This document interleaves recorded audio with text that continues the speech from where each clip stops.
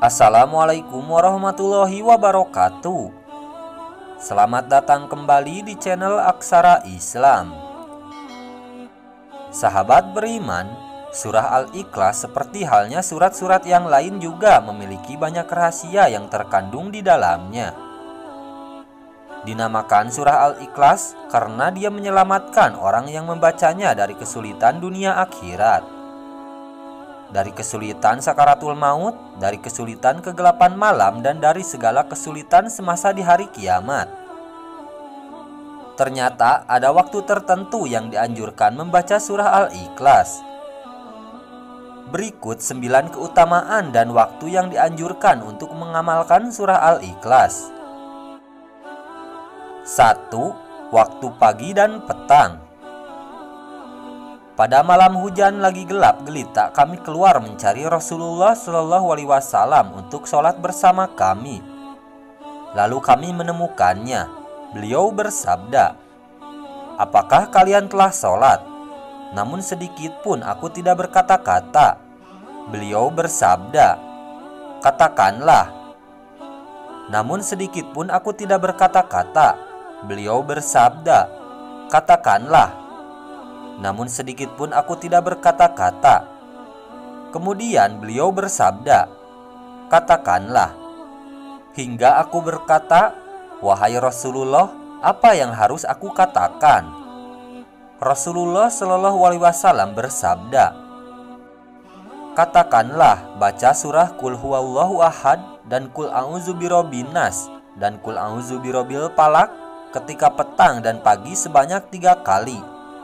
Maka dengan ayat-ayat ini akan mencukupkanmu, menjagamu dari segala keburukan." Hadis riwayat Abu Daud dan An-Nasa'i.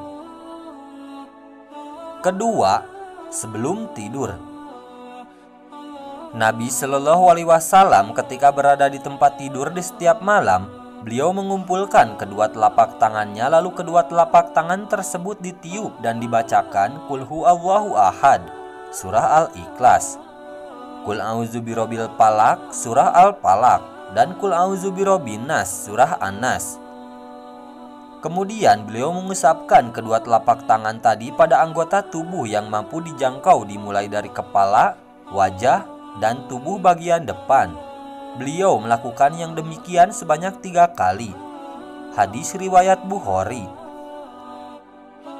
Ketiga, ketika ingin meruqyah, membaca doa dan wirid untuk penyembuhan ketika sakit.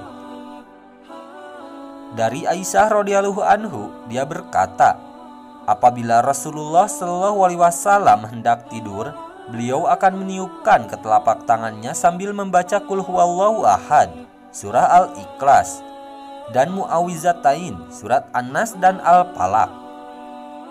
Kemudian beliau mengusapkan ke wajahnya dan seluruh tubuhnya. Aisyah berkata, ketika beliau sakit, beliau menyuruhku melakukan hal itu sama seperti ketika beliau hendak tidur. Hadis riwayat Bukhari. Keempat, wirid sesuai sholat sesudah salam.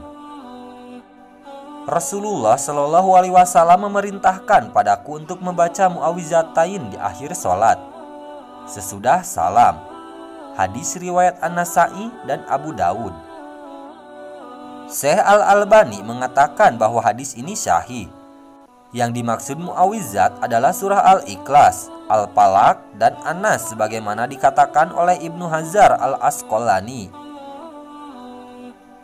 Kelima, dibaca ketika mengerjakan sholat sunnah fajar, qobliyah subuh.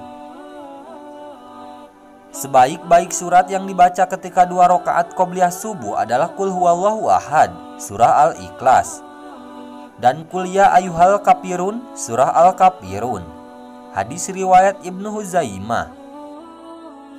Hal ini juga dikuatkan dengan hadis Ibnu Mas'ud yang akan disebutkan pada poin berikut. Keenam, dibaca ketika mengerjakan sholat sunnah ba'diyah maghrib. Aku tidak dapat menghitung karena sangat sering aku mendengar bacaan Rasulullah Shallallahu Alaihi Wasallam membaca surah pada sholat 2 rakaat ba'diyah maghrib dan pada sholat 2 rakaat qobliyah subuh, yaitu Qul Ya Ayyuhal Kafirun, surah Al-Kafirun, dan Qul huwallahu ahad surah Al-Ikhlas. Hadis riwayat Tirmizi. Ketujuh, dibaca ketika mengerjakan sholat witir 3 rakaat. Nabi Shallallahu Alaihi Wasallam membaca pada rakaat pertama Sabihisma Robikal Ala surah Al-Ala. Pada rakaat kedua Qul ya ayyuhal kafirun surah Al-Kafirun. Dan pada rakaat ketiga Qul huwallahu ahad surah Al-Ikhlas dan Mu'awwizatain surah Al-Falaq dan Anas. Hadis riwayat An-Nasa'i, Tirmizi dan Ahmad. Kedelapan, dibaca ketika mengerjakan sholat maghrib, sholat wajib pada malam Jumat.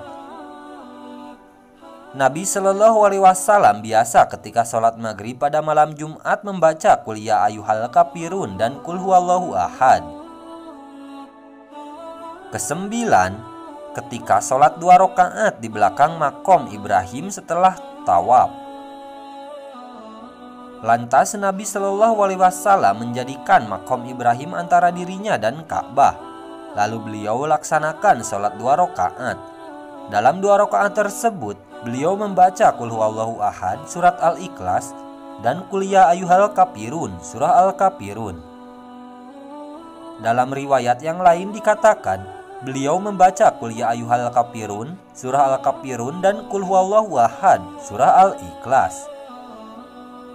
Nah, itu dia sahabat beriman 9 keutamaan dan waktu yang dianjurkan untuk mengamalkan surah Al-Ikhlas.